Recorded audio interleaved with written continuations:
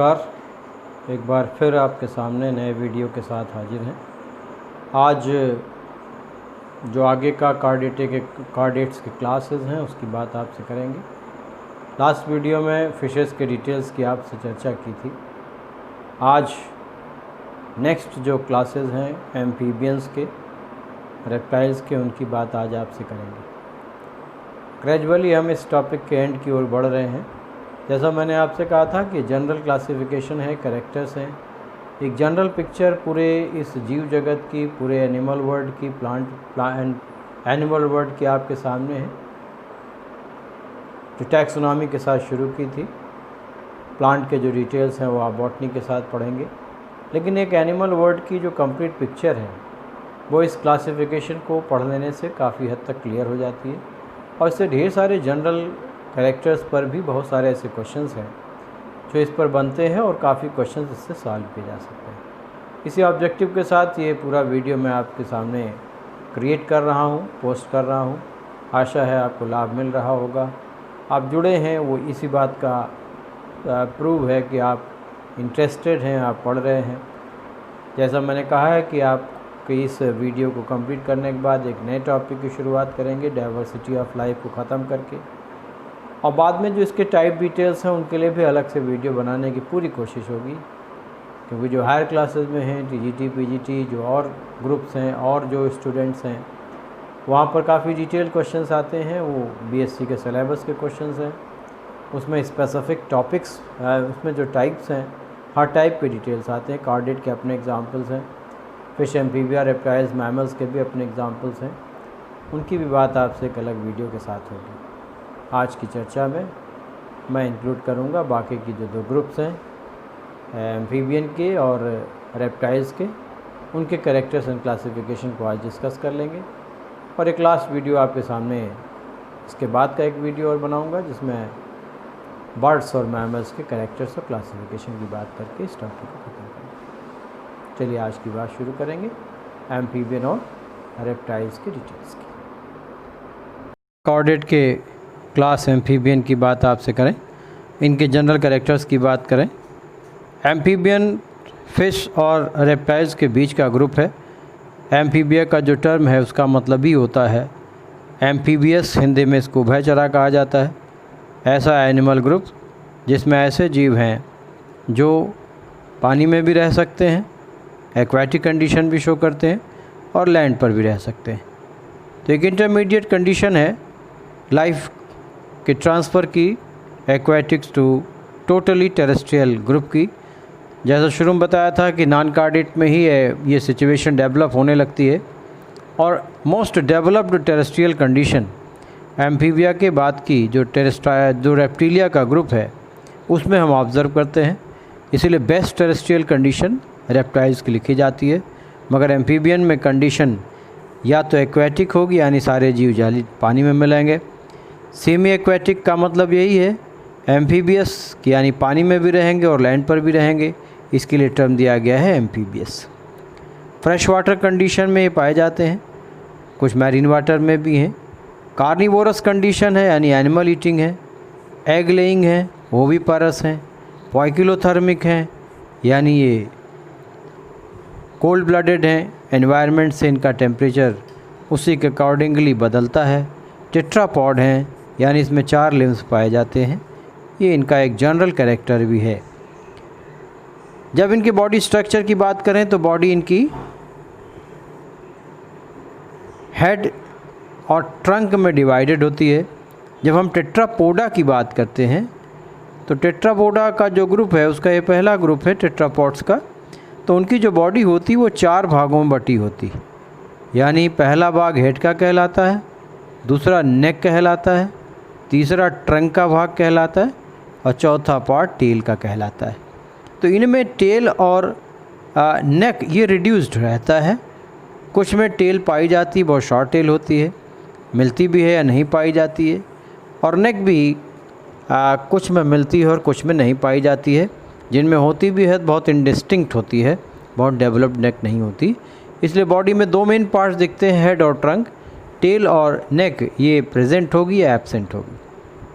अब इस main body के साथ इनमें जो अटैच स्ट्रक्चर्स हैं वो लिम्स हैं और यूजुअली ये 2 जोड़े होते हैं, इसीलिए इनका नाम टेट्रापॉड पड़ा हुआ है। कुछ ऐसे भी हैं जिसमें टोटली एब्सेंट होते हैं, इसीलिए वो स्नेक लाइक दिखते हैं।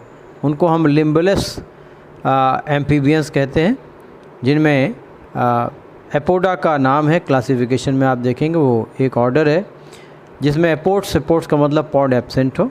सैलेमेंडर्स के एग्जाम्पल है, उसमें सैलेमेंड्रिया का ग्रुप है। अभी क्लासिफिकेशन में उसके एग्जाम्पल्स भी देखेंगे। बाकी इनमें जो टोज़ है वो 4 से 5 टोज़ इसमें पाई जाती हैं, इसीलिए इसको पेंटाडेक्टाइल कहा जाता है। यानी डिजिट्स टोज़ 5 की संख्या में है, इसलिए इनको पेंटाडेक्टाइल कहते हैं। कुछ में कम भी पाई जाती है। इसमें फिन्स एब्सेंट होते हैं। मीडियन फिन्स कुछ प्रिमिटिव एक्वेटिक एम्फीबियंस में पाए जाते हैं, मगर उनमें फिन रेज नहीं होती, यानी फ़िश जैसा फिन इसमें नहीं होता। कुछ एक्वेटिक में ज़रूर फिन रेज के कुछ फिन्स पाए जाते हैं, मगर उसमें फिन रेज नहीं होती, यानी फिन्स के जैसे वो डेवलप्ड नहीं होते। अब इनके स्किन की बात करें तो इनकी जो स्किन होती है सॉफ्ट होती है, मॉइस्ट होती है, नम होती है, क्योंकि इसमें ग्लैंड्स पाई जाती हैं और इसमें यूजुअली म्यूकस ग्लैंड पाई जाती है। इसीलिए जो फ्रॉग होता है उसकी आउटर स्किन बिल्कुल स्लाइमी होती है, चिपचिपी होती है। बाकी कलर्ड होता है, फ्रॉग में भी कलरेशन होता है, इसलिए इनकी स्किन में पिगमेंट सेल्स पाई जाती हैं जिनको क्रोमेटोफोर्स कहा जाता है। They are present. लेकिन स्मूथ स्किन इसीलिए है क्योंकि इसमें एक्सोस्केलेटन नहीं होते, यानी स्केल्स वगैरह नहीं पाए जाते। एक स्पेसिफिक ग्रुप है इसका जिसको हम यूरोडेला का ग्रुप कहते हैं, टेल्ड एम्फीबियंस कहते हैं। ऐसे एम्फीबियंस में टेल पाई जाए, उनमें डर्मल स्केल्स पाए जाते हैं। यानी स्केल्स जो होते हैं वो 2 तरह के बनते हैं पूरे कॉर्डेट्स में, डर्मल या एपिडर्मल। डर्मल शुरू के ग्रुप में है, आगे चल कर के एपिडर्मल स्केल्स डेवलप होते हैं। फिर रेप्टाइल्स, बर्ड्स, मैमल्स में ज़्यादातर में एपिडर्मल स्केल्स पाए जाते हैं, मगर फिश में भी डर्मल स्केल्स थे। प्लेकार्ड स्केल डर्मल यानी डर्मिस लेयर से डेवलप होने वाले, क्योंकि जो स्किन है उसमें 2 मेन पार्ट्स होते हैं। भीतर की तरफ डर्मिस होती है, ऊपर एपिडर्मिस होती है। डर्मिस लेयर कनेक्टिव टिश्यू की बनी होती है, एपिडर्मिस एपिथेलियल टिश्यू की बनी होती है। तो इसमें ये मॉडिफिकेशन है कि इसमें स्केल्स जो होते हैं वो डर्मल लेयर से डेवलप होते हैं। इनमें जो डिजिट्स पाई जाती है उसमें क्लॉज नहीं पाए जाते, यानी कोई हार्ड कड़ा सा स्ट्रक्चर नहीं होता, इसलिए इसको क्लॉलेस कहा जाता है। अगली खास बात इसके एंडोस्केलेटन में है। ज़्यादातर भाग इसका बोनी होता है, कुछ भाग कार्टिलेजिनस भी होता है। नोटोकार्ड बदल जाता है वर्टिब्रल कॉलम में, यानी यह परसिस्टेंट नोटोकार्ड नहीं होता। स्कल में 2 गड्ढे होते हैं जिनमें ये वर्टिब्रल कॉलम से जुड़ी होती है। अगर 2 गड्ढे होंगे तब उसको हम इसका डाइकॉन्डाइलिक कहेंगे। एक गड्ढा होगा तब उसको मोनोकॉन्डाइलिक कहेंगे। मोनो का मतलब है कि कॉन्डाइल उभार के लिए है, गड्ढे के लिए, उसी गड्ढे में फिट होते हैं। अगली बात आती है फिजियोलॉजी की। फिजियोलॉजी में डाइजेस्टिव सिस्टम की बात करें तो इसमें बड़ा सा माउथ होता है, चूँकि ये शिकारी हैं, कार्निवोरस हैं, फीडिंग करते हैं। फ्रॉग में अगर देखी जाए उसकी जो टंग होती है वो बाइफिड होती है, पीछे से आगे की तरफ फोर्स करके बाहर फेंकी जाती है। उसका जो अगला सिरा होता है वो अटैच होता है, पिछला सिरा वो फ्री होता है। जैसे ही कोई शिकार आता है उसको बाहर की तरफ फोर्स आउट करती है। जब माउथ बड़ा होगा तभी ये टंग भी बाहर की तरफ फोर्स आउट होगी। अपर और बोथ जाज, कुछ में दोनों जाज में टीथ पाए जाते हैं, कुछ जीवों में सिर्फ एक में मिलते हैं। फ्रॉग की बात करें तो अपर जाज में पाए जाते हैं। तो ये जो जाज हैं, जो टीथ हैं, या तो दोनों जाज में हैं या सिर्फ एक में हैं, और सारे के सारे एक जैसे दांत होते हैं, यानी उनको हम होमोडॉन्ट सिचुएशन कहते हैं। एक से अधिक तरह के अगर टीथ होंगे तो उसको हेट्रोडॉन्ट कंडीशन कहा जाता है। तो इसमें होमोडॉन्ट टीथ हैं। टंग प्रोट्यूसिबल का मतलब होता है बाहर फेंकने की क्षमता रखने वाली। बाकी इसकी एलिमेंट्री कैनाल सिंपल होती है, और इसमें एलिमेंट्री कैनाल की ओपनिंग एक कॉमन चैम्बर के द्वारा होती है जिसको क्लोएका कहा जाता है। क्लोएका प्रिमिटिव एनिमल्स में मिलता है, इनमें मिलता है, रेप्टाइल्स में मिलेगा, बर्ड्स में मिलेगा। ये कॉमन चैम्बर है जिसमें एलिमेंट्री कैनाल भी टर्मिनेट होती है, वो भी खुलती है। डाइजेस्टिव के साथ जो एक्सक्रीटरी ट्यूब है वो भी ओपन होती है। रिप्रोडक्टिव ट्रैक्ट वो भी ओपन होती है। तो इस कॉमन चैम्बर को हम क्लोएका कहते हैं। तो ये सिंपल इसमें टर्मिनेट करती है। रेस्पिरेशन की बात करें तो इसमें लंग्स वेल डेवलप्ड कंडीशन में पाए जाते हैं। हाईली डेवलप्ड नहीं है, मगर अन्य जीवों से विकसित लंग्स कहलाते हैं। साधारण तरह के लंग्स कह लें आप उनको, अगर हम बाकी के जो वर्टिब्रेट्स हैं उनके साथ इनकी तुलना करें, तो इनमें लंग रिस्पिरेशन, पल्मोनरी रिस्पिरेशन पाया जाता है। बाकी इसमें क्यूटेनियस रिस्पिरेशन भी पाया जाता है। क्यूटेनियस रिस्पिरेशन का मतलब होता है थ्रू स्किन, या फिर माउथ की लाउनिंग, उसको बकल रिस्पिरेशन कहते हैं। अगर हम फ्रॉग की बात करें उसमें 3 तरह का रिस्पिरेशन लिखा मिलेगा। एक पल्मोनरी होगा लंग्स के जरिए, क्यूटेनियस स्किन के जरिए, बकल रिस्पिरेशन माउथ लाइनिंग के जरिए। बाकी इसमें लार्वा जो मिलता है उनमें, जैसे टेडपोल लार्वा की बात करें उसमें गिल्स पाए जाते हैं, और ये एक्वाटिक एडल्ट में भी परसिस्ट करते हैं। यानी कुछ एक्वाटिक एडल्ट रेयरली ऐसे हैं जिनमें परसिस्ट करते हैं, बाकी ज़्यादातर में एब्सेंट होते हैं। सर्कुलेटरी सिस्टम में 3 चैम्बर्ड हार्ट मिलता है, आर्किल 2 और एक वेंट्रिकल, यानी वेंट्रिकल अनडिवाइडेड है मगर आर्किल 2 भागों में बटा हुआ है। अब आर्किल के साथ साइनस वेनोसस जुड़ा होता है और वेंट्रिकल के साथ ट्रंकस आर्टीरियोसस ये स्ट्रक्चर जुड़ा होता है। आर्किल्स ब्लड कलेक्ट करते हैं साइनस वेनोसस के थ्रू, और उसके बाद जो वेंट्रिकल में ब्लड जाता है वो ट्रंकस को ट्रांसफ़र होता है, फिर ट्रंकस से आर्टीरियल सिस्टम जुड़ा होगा, वो ब्लड को पूरे बॉडी में फोर्स करेगा। तो ये 2 स्ट्रक्चर्स हैं, साइनस वेनोसस, ट्रंकस आर्टीरियोसस। इसकी शुरुआत एम्फीबियंस हो जाती है, फिश में भी ये पाया जाता है और आगे चल कर के रेप्टाइल्स में मिलेगा। बर्ड से रिड्यूस होना शुरू हो जाता है, मैमल्स में ये दोनों स्ट्रक्चर्स टोटली एब्सेंट होते हैं। No sinus venosus and truncus arteriosus is found in mammalian heart. बाकी आयोटिक आर्चेस ये लगी होती हैं ट्रंकस आर्टीरियोसस के साथ, जो कि 1 से 3 जोड़े पाई जाती हैं। इसमें दोनों सिस्टम मिलते हैं, renal portal system and hepatic portal system. ये दोनों के दोनों सिस्टम वेल डेवलप्ड कंडीशन पाए जाते हैं। आगे चल कर के आप देखेंगे renal portal system gradually degenerate होने लगता है। बर्ड्स और मैमल्स में ये, बर्ड्स में वेस्टिजियल हो जाता है, अवशेषी रूप में रह जाता है, और मैमल्स में totally renal portal system absent हो जाता है। जबकि हिपैटिक पोर्टल सिस्टम सब में परसिस्ट करता है। पोर्टल सिस्टम का मतलब होता है कि डायरेक्ट हार्ट में ब्लड ना जा कर के पहले किडनी में जाए, किडनी के बाद तब जा कर के हार्ट को ट्रांसफ़र हो, लीवर में जाए, लीवर से तब हार्ट को ट्रांसफ़र हो। उसके लिए 2 सिस्टम्स मिलते हैं, renal portal system and hepatic portal system. बाकी इसमें जो आरबीसीज़ हैं ये बड़ी हैं और ये न्यूक्लिएटेड हैं। इनकी जो शेप है इसको ओवल कंडीशन लिखा जाता है, यानी इस तरह के अंडाकार शेप का इसमें आरबीसी पाया जाता है। They are large and what nucleated.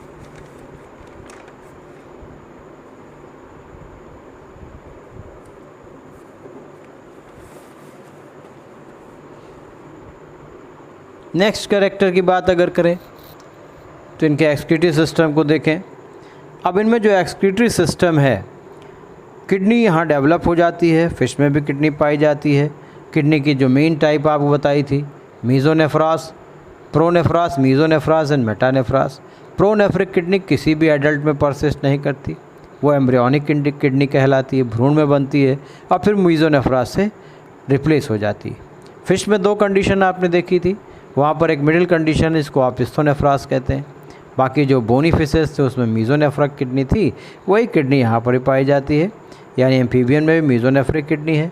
Urinary bladder इसमें बड़ा सा होता है और ये यूरिनरी डक्ट से जुड़ा होगा और यूरिनरी डक्ट इसमें खुलेगी, क्लोएका में खुल जाएगी। बाकी ये यूरियोटेलिक है, यानी इसमें मुख्य उत्सर्जी उत्पाद, main excretory material is urea.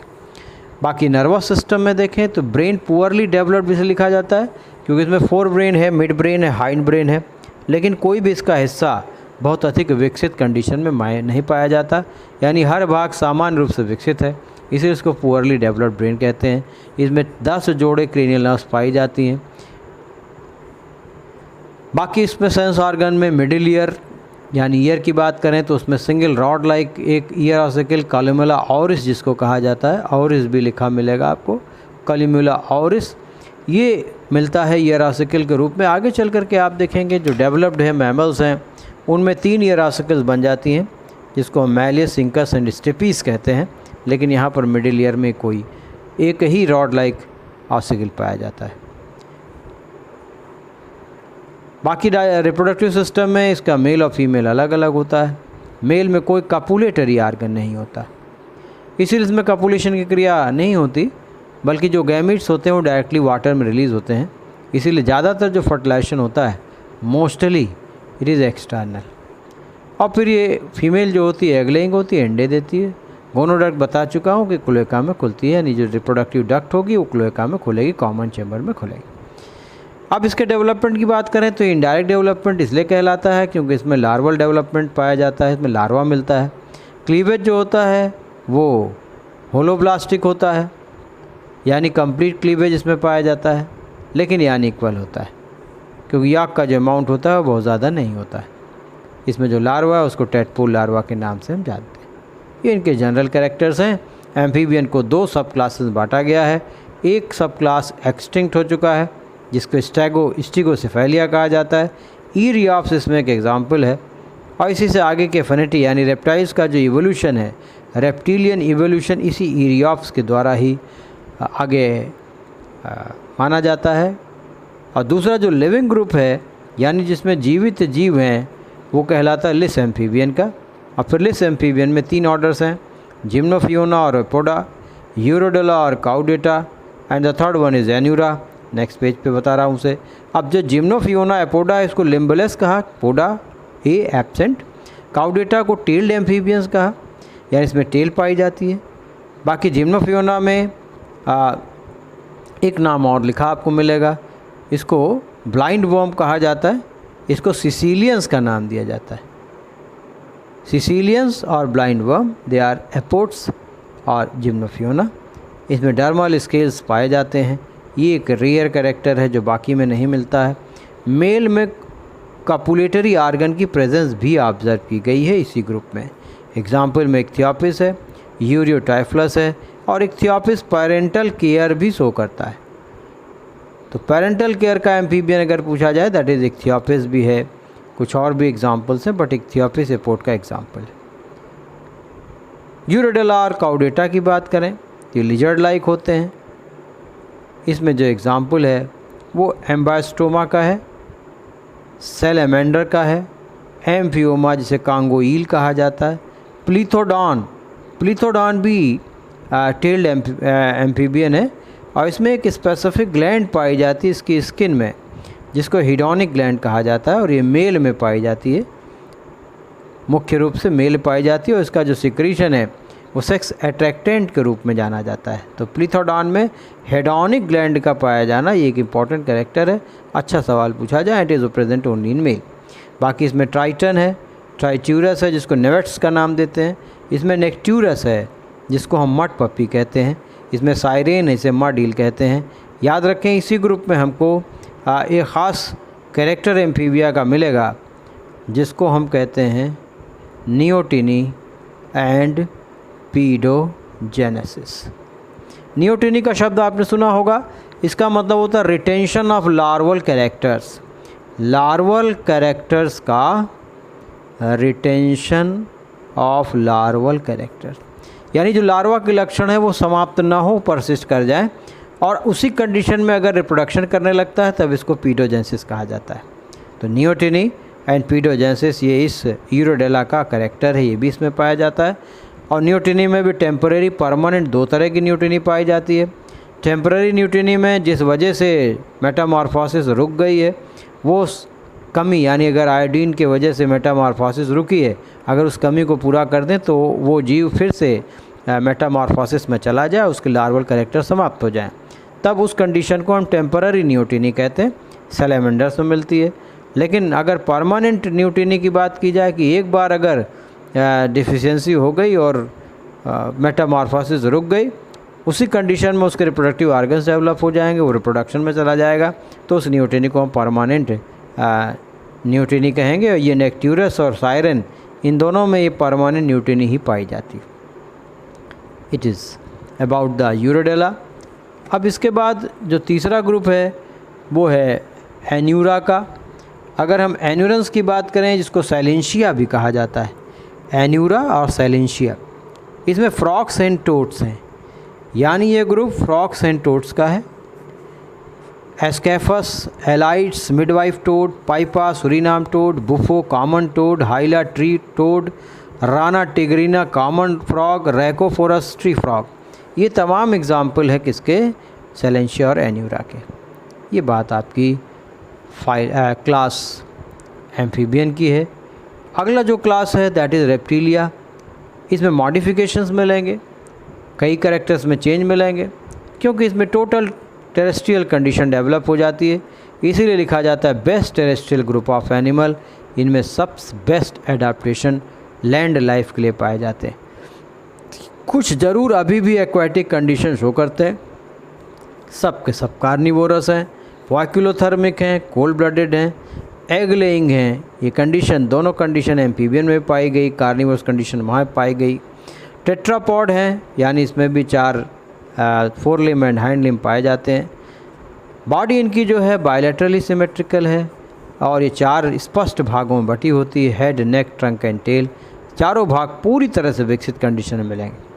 Limbs 2 पिजोड़े होते हैं, 4 एंड हाइंड लिम्ब होते हैं। पेंटाडेक्टाइल हैं ये भी। डिजिट्स विथ क्लॉज, इसमें भी क्लॉ पाया जाता है डिजिट्स के साथ।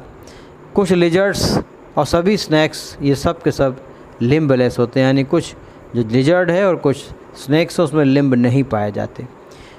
अब इनके एक्सोस्केलेटन की बात करें तो इनका जो एक्सोस्केलेटन है वो अब ईपीडर्मल स्केल्स के रूप में पाया जाता है। कुछ में बड़ी प्लेट्स मिलती हैं या शील्ड पाई जाती, पूरा कवरेज मिलता है, या स्क्यूट्स पाए जाते हैं। जैसे हम अगर कछुआ की बात करते हैं, कछुगा जिसे कहा जाता है, तो उसमें एक पूरी शील्ड ही पाई जाती है, टेस्टिडो जिसका जूलॉजिकल नेम है। इसके बाद इसकी स्किन की बात करें तो जैसा मैंने कहा था कि इसकी स्किन टोटली ड्राई है। ये टेरेस्ट्रियल एडाप्टेशन है, कॉर्निफाइड है, यानी कॉर्निफिकेशन का मतलब होता है केराटिनाइजेशन, हार्ड प्रोटीन का कलेक्ट हो जाना, इसीलिए स्किन ड्राई हो जाती है और इसमें ग्लैंड्स नहीं मिलती। ये टेरेस्ट्रियल एडाप्टेशन है जिससे कि इवापोरेशन ना हो, बॉडी से जो वाटर है वो बाहर ना निकले, कंजर्व रहे, तो it is a terrestrial adaptation. ये टेरेस्ट्रियल लाइफ का एक इम्पॉर्टेंट एडाप्टेशन भी है। बाकी इसमें एंडोस्केलेटन टोटली बोनी है। स्कल में सिर्फ एक कॉन्डाइल मिलता है, इसलिए मोनोकॉन्डाइलिक कहलाती है। एक ख़ास इसमें बोन होती है, इसको टी शेप्ड इंटरक्लेविकल कहा जाता है। तो इंटरक्लेविकल टी शेप्ड है, वो इसका विशेष कैरेक्टर है जो इनमें ही पाया जाता है।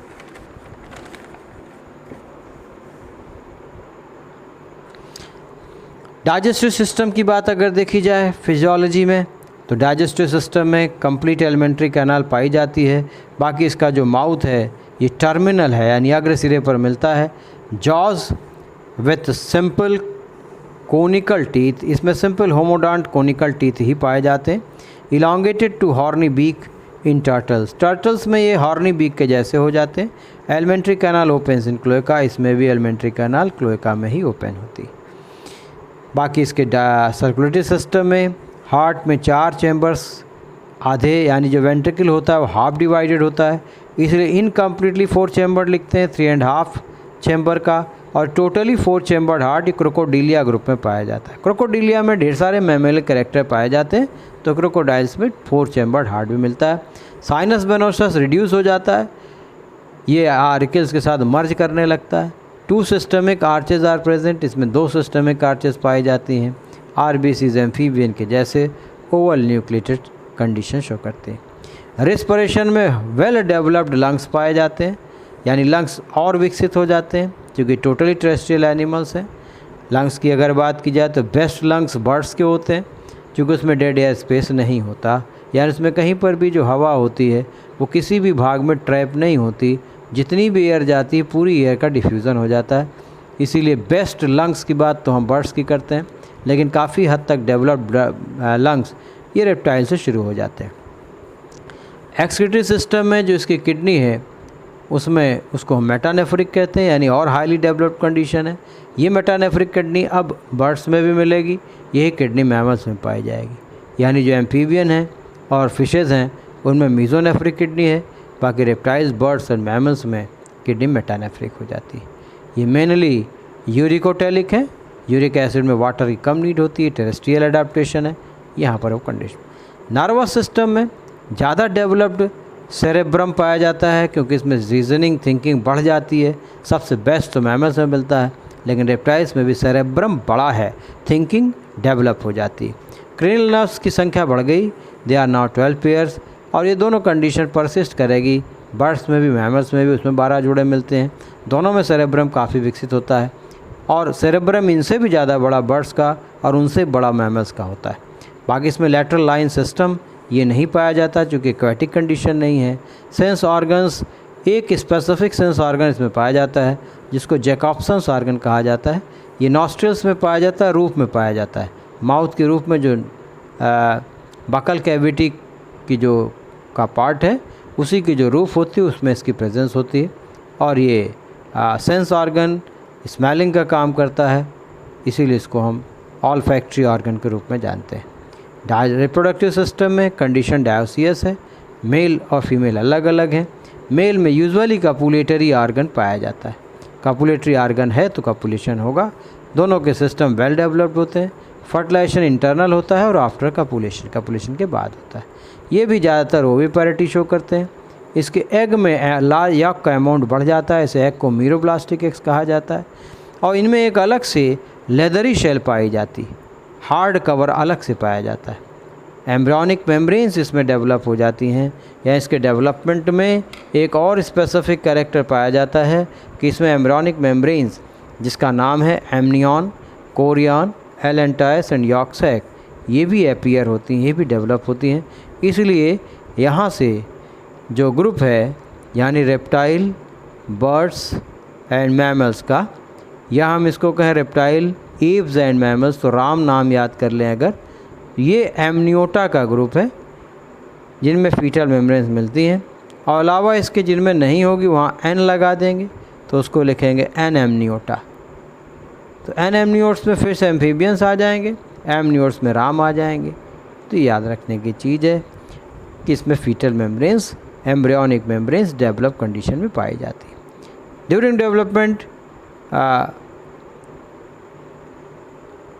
इसीलिए एमनियोटा का नाम है, एमनियोट्स इनको कहा जाता है। इसमें मेटामॉर्फोसिस नहीं होती क्योंकि इसमें लार्वा नहीं पाया जाता, डायरेक्ट डेवलपमेंट होता है। और ये मोस्ट केयरलेस मदर्स इनकी लिखी जाती हैं, इसीलिए इसमें लिखा जाता है कि इसमें पेरेंटल केयर ऑलमोस्ट एब्सेंट होती है। ये बात हुई आपके इनके कैरेक्टर्स की। क्लास रेप्टिलिया को सब क्लासेस में बांटा गया है और ये स्कल पर एक छिद्र, फोसा जिसको कहा जाता है, उसकी उपस्थिति के आधार पर है। कोई भी टेम्पोरल फोसा नहीं है तब उसको एनेप्सिडा कहते हैं। अगर एक फोसा है तो उसको यूरेप्सिडा कहते हैं और यही एक पैराप्सिडा में पाया जाता है। बाकी जो डायप्सिडा है इसमें 2 टेम्पोरल फोसा हैं। याद रखें इसमें जो यूरिएप्सिडा है और पेरिएप्सिडा है इनके फॉसिल्स रिकॉर्ड हैं। ये लिविंग नहीं है बल्कि ये एक्सटिंक्ट है। तो इसमें 2 लिविंग ग्रुप हो गए, एक एनेप्सिडा का है और दूसरा डायप्सिडा का है। एनेप्सिडा में एक ऑर्डर है किलोनिया का, जिसमें एग्जाम्पल है टेस्टिडो, किलोन, ट्रायोनिक्स। ये ट्रायोनिक्स टेस्टिडो उसका एग्जाम का ग्रुप है। बाकी जो डेवलप्ड हैं डायप्सिडा,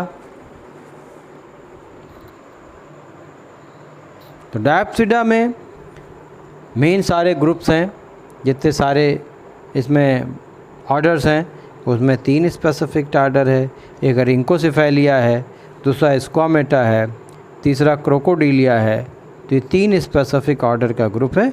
रिंकोसिफेलिया में एक एग्जाम्पल है स्पेनोडॉन पंक्टेटम, जिसे टुआटारा कहा जाता है।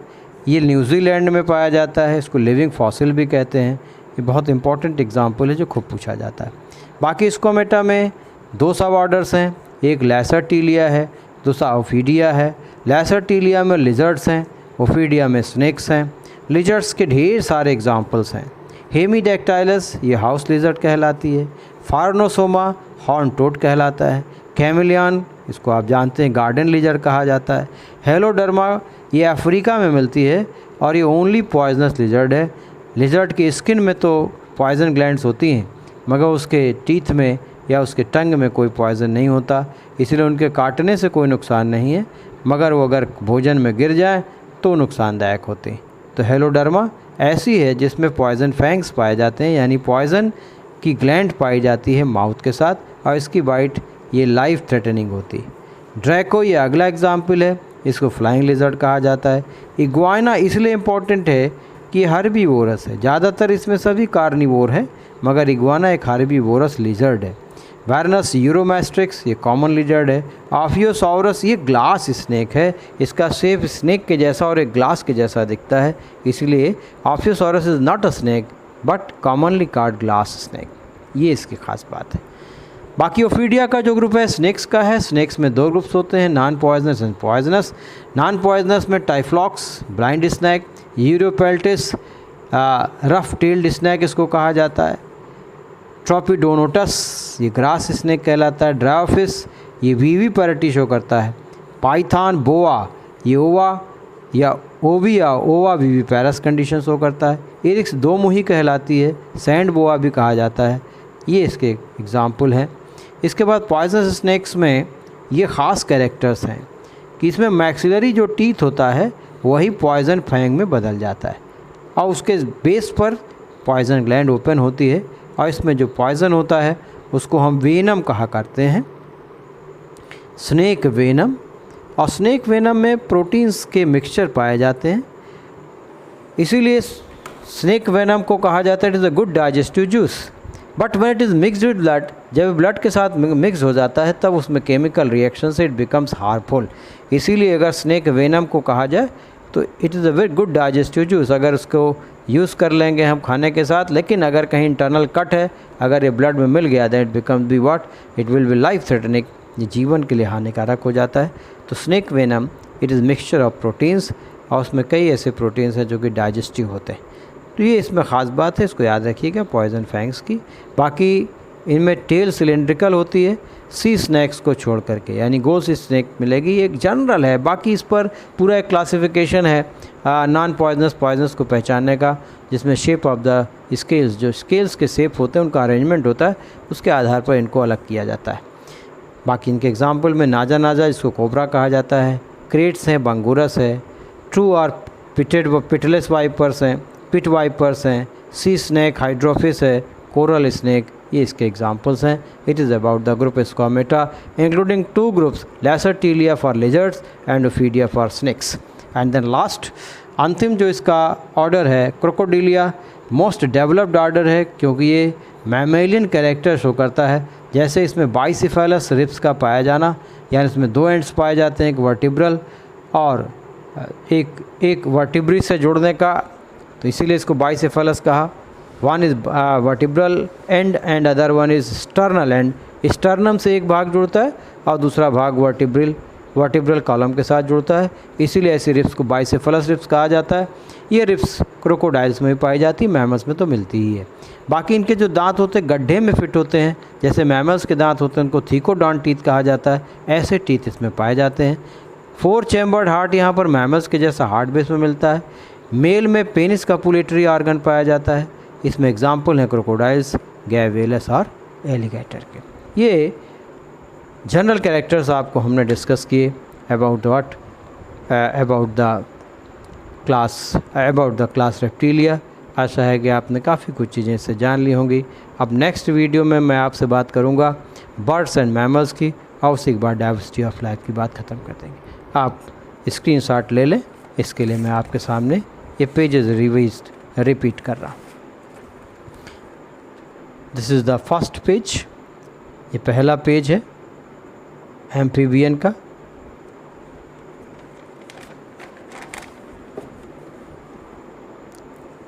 ये सेकंड पेज है।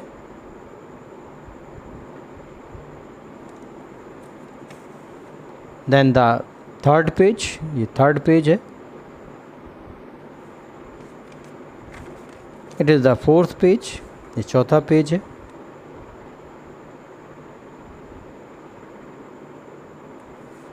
And this is the last page, ये अंतिम पेज है आज के इस वीडियो का, इस लेक्चर का।